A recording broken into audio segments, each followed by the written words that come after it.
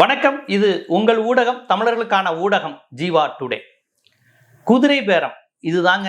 இந்த ஆட்சி வந்ததுல இருந்து பத்திரிகையாளர்கள், அரசியல் கருத்தாளர்கள், எதிர்க்கட்சியினர் அப்படின்னு பல்வேறு தரப்பினரும் அதிகம் பயன்படுத்துகிற வார்த்தையா அந்த குதிரை பேரம்னு ஒன்று இருக்கு. குதிரை பேரம்ங்கிற கான்செப்டை நம்ம பீகாரில் கேட்டிருப்போம், மகாராஷ்டிராவில் கேட்டிருப்போம், மத்திய பிரதேசத்தில் கேட்டிருப்போம், ஏன் பக்கத்தில் கர்நாடகாவில் கூட கேட்டிருப்போம். ஆனால் தமிழ்நாட்டில் நம்ம கேள்விப்பட்டிருக்கவே மாட்டோம். அதெல்லாம் அங்கிட்டு நடக்குது. இவ்வளோ மோசமாக பிஜேபி பண்ணுறாங்க பார்த்தியா, காங்கிரஸ் பாவம் கஷ்டப்பட்டு ஜெயிச்சிருக்க அந்த எம்எல்ஏக்களை வாங்கிட்டாங்களே இப்படின்னு நம்ம பக்கத்து மாநிலத்தில் இருக்கக்கூடிய எதிர்கட்சிகள், காங்கிரஸ் மற்றும் அந்த மாநில கட்சிகளை பார்த்து பரிதாபப்பட்டோம். பிஜேபி இப்படிலாம் பண்ணலாமா, இது ஜனநாயக படுகொலை அல்லவான்னு. ஆனால் பாருங்க, இன்னைக்கு தமிழ்நாட்டில் சர்வசாதாரணமாக குதிரை பேரம் நடக்குது. டக்கு டக்கு டக்கு டக்கு டக்குன்னு சும்மா 1 2 3 4 அப்படிங்கிற மாதிரி இப்போ 6 வரி இழுத்தாச்சு. 2 பேரை எக்ஸ்ட்ரா பேசியிருக்காங்கன்னு ஆளுநர்கிட்ட புகார் போயாச்சு. இது போக எனக்கு 2 பேரை, எங்க எம்எல்ஏ 2 பேரை ராஜினாமா செய்யுங்கன்னு அவரே சொன்னாரு, அவரே பிரச்சனை செய்ய சொன்னாருன்னு தமிழ்நாட்டின் மூத்த தலைவர் வைகோ ஓப்பனா முதலமைச்சர் என்னைய குதிரை பேரத்துக்கு இழுத்தாருன்னு வாய் தவறி உளறிட்டாரு. அப்ப 2 மதிமுக எம்எல்ஏ, 2 திமுக எம்எல்ஏ, 2 2 4. இது போக ஓஎஸ் மணியன் என்கிட்ட அப்படி வந்துருங்க, உங்களுக்கு ஏதாவது அட்ஜஸ்ட் பண்ணி தரேன் அப்படின்னு விஜயபாஸ்கர் பேசினார்னு 1. அப்ப 5. ஏற்கனவே வந்த 6 அதே கணக்கு தான், குதிரை பேர கணக்கு. ஏற்கனவே 25 பேர் இது உங்களுக்கு ஃப்ளோர் டெஸ்ட்ல வாக்களிக்க வச்சது. அப்பா, கவர்மெண்ட் வந்ததுல இருந்து இந்த வேலை. ஏடிஎம்கே போட்டி குழுவை உருவாக்கி ஆதரிக்க வச்சது, அது சட்டப்படி செல்லுபடி ஆகுதுன்னு ஒரு 5 பேரை ராஜினாமா செய்ய வச்சது, அதுக்கப்புறம் திருப்பி 2 பேரை ராஜினாமா செய்ய வச்சது. இது போதாவது மதிமுகல இருந்து 2 பேரை இழுக்க முயற்சி செய்தது. இது போதான் நாகர்கோவில் எம்எல்ஏ ஆஸ்டினை எங்க கட்சியில சேருங்க, ராஜினாமா செய்யுங்க, ஏதாவது செஞ்சுக்கலான்னு சொன்னது. அதற்கு பிறகு அனிதா ராதாகிருஷ்ணனை கைது செஞ்சு கூட்டி போகும்போது ராஜினாமா செய்யுங்கன்னு சொன்னதா அவர் கொடுத்த கம்ப்ளைண்ட். இது எல்லாம் ஆளுநர்கிட்ட போயிருக்கு. இது போக எக்ஸ்ட்ராவா ஒண்ணு வந்திருக்கு. கோவில்பட்டி எம்எல்ஏவே ராஜினாமா செய்ய சொல்லி மிரட்டி இருக்கிறாங்க அப்படின்னு கோவில்பட்டி எம்எல்ஏவே சொன்னார். ஏங்க, கோவில்பட்டி எம்எல்ஏ உங்களுக்கு திமுகவுக்கு சார்பா இருப்பாரு, அவர் திமுக காரரு, அவர் சும்மா ஏதாவது ஒண்ணு அடிச்சு விடுவாரு, அதையெல்லாம் நீங்க நம்பலாமான்னு கேட்கலாம். கரெக்ட். ஒரு பத்திரிகையாளரா நான் அதை நம்ப முடியாது. ஏன்னா சும்மா கூட கட்சி தலைமை சொல்லி, ஏப்பா இந்த மாதிரி விஜய் கட்சிக்காரங்க டார்ச்சர் கொடுக்குறாங்கன்னு சொல்லுப்பா, அவங்க தான் குதிரை பேரம் பண்றாங்கல்ல, உன்னை குதிரை பேரம் பண்றாங்களோ இல்லையோ, ஒன்னையும் இழுக்கிறாங்க மிரட்டுறாங்கன்னு ஒன்று சொல்லுப்பா, ஆளுநர்கிட்ட கேஸ் 7க்கு மேல 8 கேஸா கொடுப்போம் அப்படின்னு சொல்லியிருக்கலாம் இல்லையா அப்படின்னு நீங்க கேட்கலாம். கரெக்ட். நம்ம ஒரு பத்திரிகையாளரா அதை சந்தேகப்படணும். ஆனா இதை சொல்லியிருப்பவர் கோவில்பட்டி திமுக எம்எல்ஏ அல்ல, தமிழக வெற்றி கழகத்தின் மாவட்ட செயலாளர். எந்த அளவுக்கு அவங்களாம் அரசியல் அறிவோடு இருக்கிறாங்க பாருங்க. ஓப்பனா பொது மேடையில திமுக எம்எல்ஏவை ராஜினாமா செய்து எங்க கட்சியில் சேர்க்க வைப்போம், அவரை ராஜினாமா செய்ய வைப்போம், இடைத்தேர்தலை மக்களிடம் திணிப்போம், மக்கள் வரிப்பணத்தில் தேர்தலை நடத்துவோம், அதில் விசிலை நிக்க வைத்து ஜெயிக்க வைத்து ஆதாயம் பெறுவோம்னு ஓப்பனா சினிமா பஞ்ச் டயலாக் மாதிரி பேசியிருக்காருங்க தாவேகாவினுடைய மாவட்ட செயலாளர், கோவில்பட்டி மாவட்ட செயலாளர். அவ்வளவு ஆக்ரோஷமா பேசுறாரு. வெளிப்படையா மக்களால் தேர்ந்தெடுக்கப்பட்ட ஒரு சட்டமன்ற உறுப்பினரை ராஜினாமா செய்ய சொல்லுவோம், செய்ய வைப்போம். அதுக்கு என்ன சார் அர்த்தம்? எனக்கு தூள் படத்துல சொர்ணாக்கா ஃபர்ஸ்ட் எடுத்தோன்னே ஒருத்தரை ட்ரெயின்ல வச்சு கொலை பண்ணுவாங்க, ஞாபகம் இருக்குங்களா? ட்ரெயின்ல, டே ராஜினாமா செய்ய மாட்டியாடா, நீ பெரிய இவனாடா, நீ இவனாடா போட்டு அவனை வெட்டிட்டு அந்த இடத்துலதான் இடைத்தேர்தல் வரும். அந்த இடைத்தேர்தல் பிரச்சனையப்போதான் ஜோதியாவை மானபங்கப்படுத்தி விக்ரமுக்கு சண்டை போட்டு அடிச்சு பெரிய பிரச்சனையாகி அவர் கடைசியில் அந்த மந்திரிக்கு எதிராக போராடுவார். அது தூள் படத்தோட கதை. அப்புறம் விடுங்க, தூள் படத்தோட தூளான கதை இதுதான். வெளிப்படையா சட்டமன்ற உறுப்பினரை ராஜினாமா செய்ய சொல்லி மிரட்டுவோம், மிரட்டுகிறார்கள் இவர் சொல்லல, மிரட்டுவோன்னு அவரே சொல்றாரு. அயர்கூற்று இல்லைங்க, நேர்கூற்று. பாசி வாய்ஸ்லாம் தேவையில்லை, நேரடியாவே ஒருத்தர் மேடையில பேசுறாரு. போலீஸ் இருக்கு, உளவுத்துறை இருக்கு, மீடியா இருக்கு, எதிர்கட்சிகள் இருக்கு, ஆளுநர் இருக்காரு, சபாநாயகர் இருக்காரு, இத பத்தி எந்த பயமும் இல்லை. அப்ப இந்த கவர்மெண்ட் எவ்வளவு துணிச்சலா இருக்கு பாருங்க. ஆமா, ரிசைன் பண்ணி வைக்கிறதா எங்க மாடலே. ஒண்ணு எங்க சின்னத்துல நின்று ஜெயிச்சிருக்கணும், வேற கட்சி நின்று சின்னத்துல நின்று ஜெயிச்சிருந்தாங்கன்னா ஒண்ணு ஆதரவு தர சொல்லுங்க, இல்லைன்னா ரிசைன் பண்ணிட்டு இங்க வர சொல்லுங்க. கட்சியா ஆதரவு தாங்க. திமுக நின்றுகிட்டு எங்களை திட்டின எல்லாரும் எங்களுக்கு ஆதரவு தாங்க, உங்களுக்கு ஏதாவது பதவி தரோம் அப்படி கூட்டு வச்சுக்குவாங்க. அது ஒரு பேட்டர்னு. இருந்தாலும் விசில் சின்னத்துல நின்று ஜெயிச்சிருக்கணும். ரெட்டலையில இருந்தா அவனை ரிசைன் பண்ண வை. ரெட்டலையிலயோ உதயசூரியன்லயோ யாரா ரெண்டு ஜெயிச்சிருந்தா அவங்க ரிசைன் பண்ணிட்டு விசில நிக்க வைக்கணும். இதுதான் பேட்டர்ன். தமிழ்நாட்டில் தேர்தலை தீர்மானிப்பது தேர்தல் ஆணையமோ மக்களோ கிடையாது. தாவேக்காங்கிற கட்சி தான் தமிழ்நாட்டில் தேர்தலை தீர்மானிக்குது. எப்ப தேர்தல் வரணும், எந்தெந்த தொகுதிக்கு தேர்தல் வரணும்னு. அப்ப மக்களால் தேர்ந்தெடுக்கப்பட்ட எந்த சட்டமன்ற உறுப்பினரும் வேலை பார்க்க வேண்டியதில்லை. நீங்க ரிசைன் பண்ணிட்டு வந்து ஆளுங்கட்சியில ஜாயின் பண்ணுங்க, உங்களுக்கு மினிஸ்டர் பதவி, வாரிய பதவியோ வேற ஏதோ ஆதாயமோ தருவோம். இதை நான் சொல்லலைங்க, வெளிப்படையா கோவில்பட்டியினுடைய மாவட்ட செயலாளரே வாக்குமூலம் கொடுத்திருக்காரு. ஐயா, இதை நான் சந்தேகமா சொல்லல. இப்ப நியூஸ் 18, புதிய தலைமுறை, சன் நியூஸ் விவாதங்கள்ல கூட நான் இதைத்தான் சொல்றேன். ரிசைன் பண்ண வைக்கிறாங்க.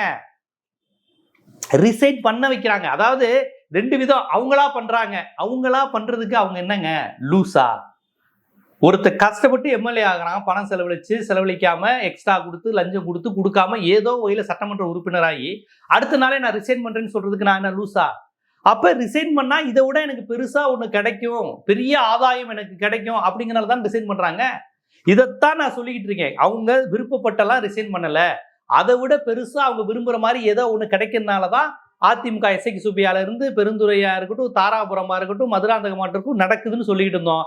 கரெக்டா பாத்தீங்கன்னா உங்களுக்கு மதிமுக வைகோ ஓப்பனா உடைச்சிட்டாரு. ஆமாங்க, சிஎம் ரிசைன் பண்ணிட்டு நிக்க சொல்றாங்க. அப்ப என்ன அர்த்தம்?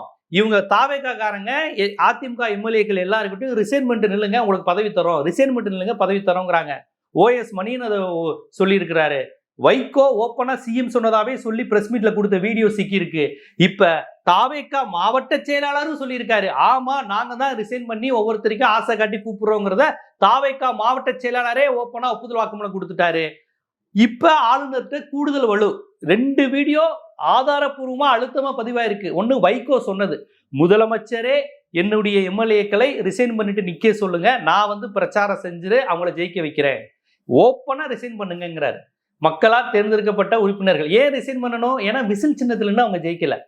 அப்ப விசில் சின்னத்துல ஓட்டு போடாத மக்கள் எல்லாம் பாவப்பட்டவர்கள், திருப்பி தேர்தலுக்கு உள்ளாவாங்க. அப்படிதானே? விசில் சின்னத்துல ஓட்டு போடாதவர்கள், விசில் எங்களுக்கு வேணாம் என்று ஒதுக்கி உதயசூரியனையும் இரட்டை இலையையும் தேர்ந்தெடுத்திருக்காங்க அந்த மக்கள். அப்ப அவங்கெல்லாம் முட்டாள்கள். அவங்கெல்லாம் தமிழ்நாட்டில் வாழவே தகுதி இல்லாதவர்கள். அவங்களுக்கு திருப்பி தேர்தல் நடத்தி விசிலுக்கு ஓட்டு போடுவியா அப்படின்னு விசிலுக்கு ஓட்டு போட வைக்கிற வரையும் தேர்தல் நடத்துவாங்க. நீ எதுக்கு உதயசூரியனுக்கு ஓட்டு போட்ட? நீ எதுக்கு இரட்டைலைக்கு ஓட்டு போட்ட? ரெட்டலைக்கு ஓட்டு போட்டா அங்க விசில் தான் திருப்பி இன்னைக்கு ஜெயிக்க வைப்போம். உதயசூரியனுக்கு ஓட்டு போட்டா நாங்க திருப்பி விசில ஜெயிக்க வைப்போம். இது என்ன ஜனநாயக கொடுமை? அப்ப மக்களுக்கான உரிமை என்ன ஆறுது? எனக்கு ரெட்டலை தான் ஜெயிக்கணும்னு சொல்லக்கூடிய உரிமை அந்த மக்களுக்கு இருக்கா இல்லையா? எனக்கு உதயசூரியன் ஜெயிக்கணுங்கிற உரிமை அந்த மக்களுக்கு இருக்கா இல்லையா? எப்படி 108 இடத்துல விசில் ஜெயிக்கணும்னு போட்டாங்களோ அந்த மக்களுக்கான மரியாதையை நம்ம தரணும். ஏன்னா அந்த 108 எம்எல்ஏக்கள் இருக்கிறாங்க. அவங்கள ரிசைன் பண்ண யாருமே சொல்லலையே, அவங்க யாரும் ரிசைன் பண்ணலையே. ஏன் அவங்களுக்கு ஏன் ரிசைன் பண்ண தோணல? கரெக்டா ரெட்டலையில நிக்கிறவங்க மட்டும் ரிசைன் பண்றாங்க. உதயசூரியன்ல நின்னவங்க ரிசைன் பண்ண சொல்லி மிரட்டப்படுகிறார்கள் அல்லது நிர்பந்திக்கப்படுகிறார்கள். அவர் வைகோ கட்சியிலேருந்து 2 பேர் ஓடுறாங்களே, ஐயா அப்பா எம்எல்ஏ ஆனதே பெருசுல, திருப்பி வேறையா? அது சீர்காழி முழுக்க திமுக காரன் வேலை பண்ணியிருக்கோம், கடைநகர் முழுக்க முஸ்லீம்கள் வேலை பார்த்து நாங்கள் ஜெயிச்சிருக்கோம், இல்லை ரிசைன் பண்ணிட்டு நின்று தோக்க வான்ட்டு அவங்க தப்பிச்சு ஓடுறாங்க. கோவில்பட்டி திமுக எம்எல்ஏவை மிரட்டுறாங்க, உதயசூரியனை ராஜினாமா செய்யணும். ஓஎஸ் மணியனுக்கு ஆசை காட்டுறாங்க, வா அமைச்சர் பதவின்னு. இந்த உதாரணங்கள் போதாதாங்க? மதிமுகவினுடைய 2 எம்எல்ஏக்கள் ரிசைன் பண்ண அவங்க கூப்பிட்டாங்கிறது உறுதியாயிருக்கு. வைகோவே ஒத்துக்கிட்டாரு. ஓஎஸ் மணியன் பதிவு செஞ்சிருக்காரு, எனக்கு அமைச்சர் பதவி கொடுக்க இது பண்றாங்கன்னு அவர் சொல்லி இருக்கிறாரு. இது ஒரு பாயிண்ட், வேலிட் பாயிண்ட். கோவில்பட்டி எம்எல்ஏவை நான் ரிசைன் பண்ண வைப்பேன்னு ஓப்பனாவே மாவட்ட செயலாளர், விஜய் கட்சியினுடைய மாவட்ட செயலாளர் மிரட்டல் விடுக்கிறாரு. இது போக நாகர்கோவில் எம்எல்ஏ ஆஸ்டினும் என்னை இப்படி கூப்பிடுறாங்க அப்படின்னு கொடுத்துட்டாரு. ஏங்க இத்தனை எவிடன்ஸ் போதாதாங்க? இதுக்கு மேலேயும் தமிழ்நாட்டில் குதிரை பேரம் நடக்கல, டைனோசர் பேரம் நடக்கல அப்படின்னு நீங்க நம்புறீங்களா? அதாவது அந்த எம்எல்ஏக்கள் அந்த கட்சி சின்னத்தோட போனா கட்சி தாவல் தடை சட்டம் வருங்கிறதுக்காக புது மெத்தடை உருவாக்குறாங்க. ரிசைன் பண்ணிட்டு வா, இல்ல கட்சி தாவல் தடை சட்டம் வராது, அந்த கட்சியை விட்டுட்டு வா, அந்த கட்சி தந்த எம்எல்ஏ பதவி விட்டுட்டு வா, ஓட்டு போட்ட மக்களுக்கு நாமும் கொடுத்துட்டு வா, விசில் ஜெயிக்கணும் அப்படிங்கிற ஒற்றை நோக்கில் வர்றாங்க. இதுவும் குதிரை பேரம் தானே? குதிரை பேரத்துடைய லாபம் யாருக்கு போகுது? ஆளும் கட்சிக்கு. இந்த கவர்மெண்ட்டை தக்க வைக்கணுங்கிறதுக்காக அதை செய்யப்படுறாங்க. அது எம்எல்ஏ சீட்டோட செஞ்சா என்ன, ரிசைன் பண்ணிட்டு செஞ்சா என்ன, ராஜினாமா செஞ்சாலும் பலன் யாருக்கு? ஆளும் கட்சி தன்னை தக்க வைப்பது கொள்வதற்காக நடக்கிறது தானே?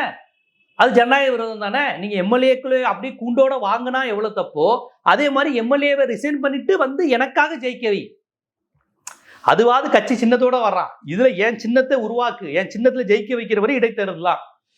ஒருவேளை அந்த இடத்துல உதவி செய்யணும்னா ரெட்டலையா நின்றுட்டா ஜெயிச்சுட்டா அந்த எம்எல்ஏக்களுக்கும் அழுத்தம் கொடுத்து திருப்பி விசில ஜெயிக்க வைப்பாங்க. ஏன் நடக்காது?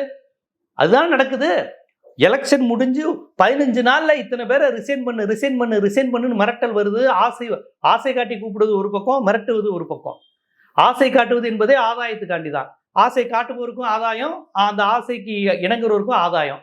அந்த ஆதாயம் ஜனநாயகத்துக்கு படுபாதாளத்தில் தள்ளிவிடும். அப்ப இதுவும் குதிரை பேரம் தான். உங்களுக்கு உச்சநீதிமன்ற தீர்ப்பே இருக்கே, ஒரு எம்எல்ஏ எதற்காக ரிசைன் பண்ணுகிறார், எதற்காக ராஜினாமா செய்கிறார், அதன் பலன் யாருக்கு அப்படிங்கிறதும் கவனத்தில் கொள்ளணும்னு சொல்லியிருக்காங்களே. அப்ப இது எல்லாமே குதிரை பேரம்.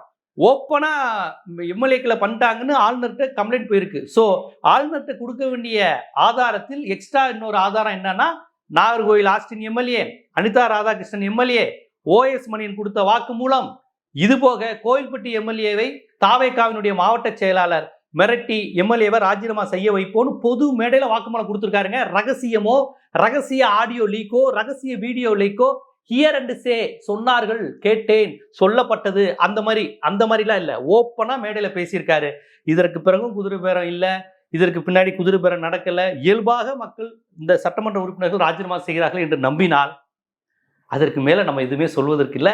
ஒரு அரசியல் விமர்சகரா, அரசியல் ஆய்வாளரா, மூத்த பத்திரிகையாளரா பலரும் தயவு செய்து தங்களுடைய கண்டனங்களை தெரிவிங்க. தயவு செய்து இது விஜய்க்கு எதிரோ, திமுகவுக்கு எதிரோ, அதிமுகவுக்கு ஆதரவுங்கிற கருத்தே கிடையாது.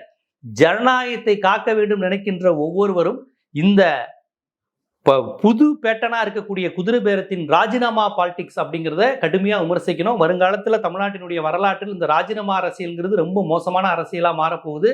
இந்தியாவிலே கரும்புள்ளியா தமிழ்நாடு அரசியல் மாறப்போகுது. இதுவரை நம்ம கட்டி காத்து வந்த ஜனநாயக மாண்புகள் அனைத்தும் சிதைய போகுது. குறைந்தபட்சம் இதுக்கு இப்பயாவது முற்றுப்புள்ளி வைக்கணும்னா இனிமேல் ராஜினாமா செய்யக்கூடிய அரசியலை தடுத்து நிறுத்தக்கூடிய ஆற்றல் ஜனநாயக சக்திகளான பத்திரிகையாளர்கள், அரசியல் கருத்தாளர்கள், ஜனநாயகத்தை நேசிக்கக்கூடிய செயற்பாட்டாளர்கள், கம்யூனிஸ்ட் கட்சிகள் எல்லோருக்கும் இருப்பதாக நான் நினைக்கிறேன். இது போன்ற அரசியல், சமூகம், சினிமா, பொருளாதாரம், சட்டம் போன்ற பல்வேறு விழிப்புணர்வு காணொளிகள் உங்களை வந்து சேருவதற்கு ஜீவா டுடே சேனலை சப்ஸ்கிரைப் பண்ணுங்க. ஆதரவு. நன்றி.